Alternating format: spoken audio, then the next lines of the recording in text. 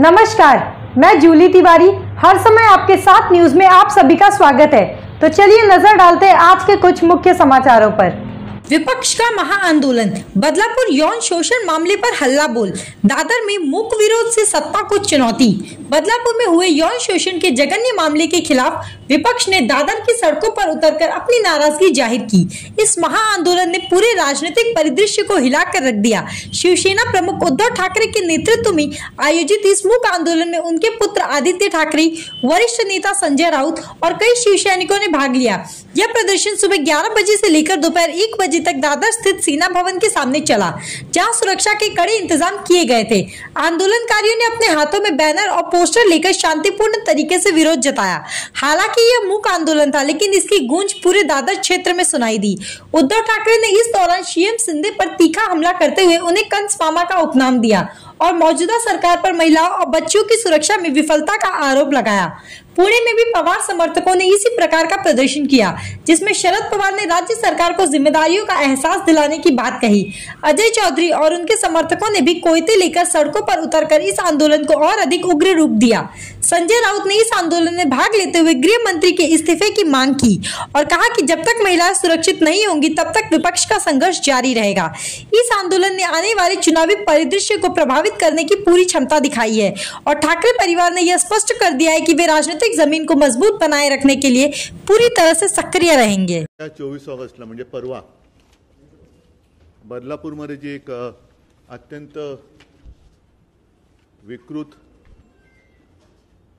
अशी दुर्घटना घडली, दुष्कृत्य घडलं, त्याचा निषेध करण्यासाठी महाराष्ट्र बंद महाविकास आघाडी आणि इतर सर्व पक्षांनी जाहीर केलेला आहे। हा महाराष्ट्र बंद केवळ राजकीय नाहीये। ज्याप्रमाणे मला आठवले ते कोरोनाचे दिवस, महाराष्ट्र एखाद्या कुटुंबासारखा आणि कुटुंब बनून कोरोनाबरोबर लढला, कोरोनाच्या विरुद्ध लढला। तशीच ही वेळ आलेली आहे की ह्या विकृतीचा निषेध नव्हे तर त्याचा बंदोबस्त करण्यासाठी मी सर्व महाराष्ट्रातल्या बांधवांना, माता भगिनींना आवाहन करतोय, विनंती करतोय। प्रत्येकाच्या मनामध्ये ही एक खंत आहे की आपण नेमकं कसं जगतो आहोत।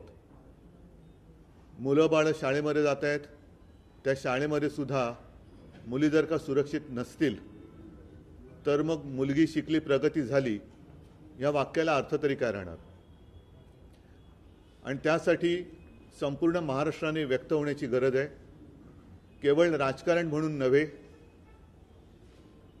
तर माझ्या माता भगिनी सुरक्षित राहिल्या पाहिजे, ही भावना आणि ही भूमिका सर्वच राजकीय पक्षांची असलीच पाहिजे। त्याच्यानंतर पुढचं राजकारण येतं। जर का एकूण आपण पाहिलं तर कालचीच केवळ एक घटना नाही आहे, तर गेल्या काही दिवसातल्या वृत्तपत्रातल्या बातम्याच मी कापून आणलेल्या आहेत। ही 21 ऑगस्टची आहे। गेल्या 5 वर्षात 20,000 बालिकांवरती अत्याचार, ही बातमी आलेली आहे। त्याच्यानंतर काल सकाळमध्ये आहे असंवेदनशीलतेचा सर्वत्र निषेध, म्हणजे सगळ्यांनी निषेध केलेला आहे, सगळ्यांच्या मनामध्ये खदखद आहे।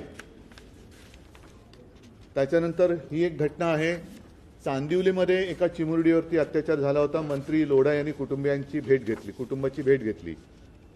त्याच्यानंतर परत सकाळमधलीच बातमी आहे, मुंबईत बाल लैंगिक अत्याचारात वाढ। आता सुद्धा येताना मी ऑनलाईन पाहिलं की ठाण्यामध्ये एक अशीच घटना घडलेली आहे। हे नुसतं पाहत पाहत कुठपर्यंत जायचं आपण। गेल्या आठवड्यामध्ये बंगालमध्ये जी एक असंच कृत्य घडलं, त्याच्या निषेधार्थ देशभरामध्ये एक आगडोंब उसळला।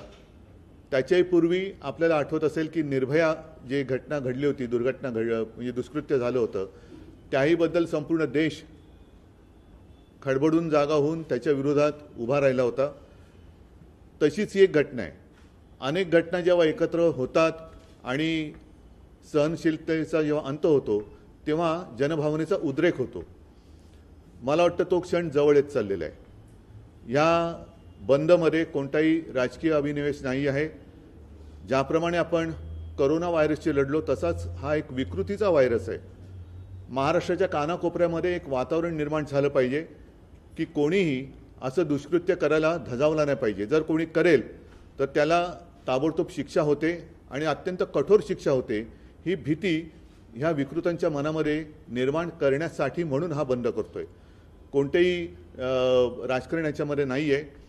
सुरक्षित बहीण ही एक प्राथमिकता असली पाहिजे. जर बहीण सुरक्षित असेल तर मग लाडकी बहीण वगैरे योजना आणता येतात.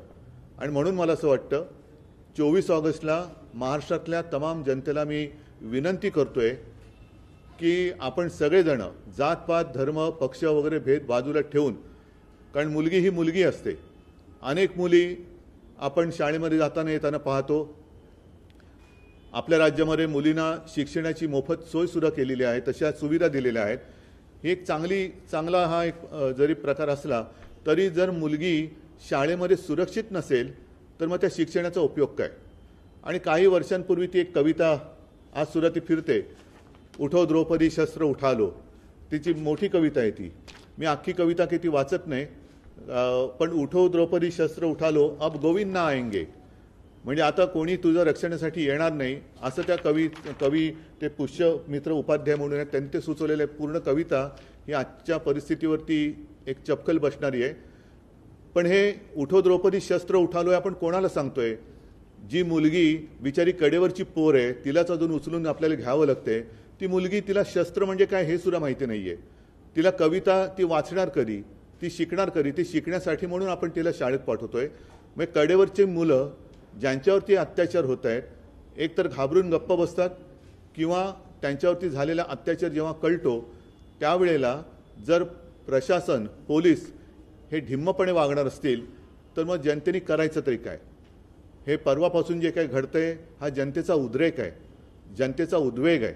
आणि त्या उद्वेगाला वाचा फोडण्यासाठी हा 24 ऑगस्टचा बंद आपण करतो. हा बंद परत एकदा सांगतो कोणत्याही राजकीय पक्षाचा नसून हा माझ्या बहिणीचा, माता भगिनीच्या रक्षणासाठी आपण किती जागरूक आहोत हे दाखवण्यासाठी हा बंद आहे. केवळ राजकीय कार्यकर्त्यांनी याच्यामध्ये यावं असं नाही आहे, तर स्वतःहून, म्हणून मी करोनाचा उल्लेख केला की स्वतःहून हा बंद पाळला पाहिजे. तर आपण सगळे एक होऊन या विकृतांना सुद्धा एक मनामध्ये दहशत आपण बसू शकतो. आणि त्यासाठीच ह्या उद्वेगाला आणि उद्रेकाला वाचा फोडण्यासाठी हा पर्वाचा बंद आहे. तो आज के लिए बस इतना ही. कल फिर मिलेंगे इसी समय इसी चैनल पर. तब तक के लिए मुझे दीजिए इजाजत. धन्यवाद.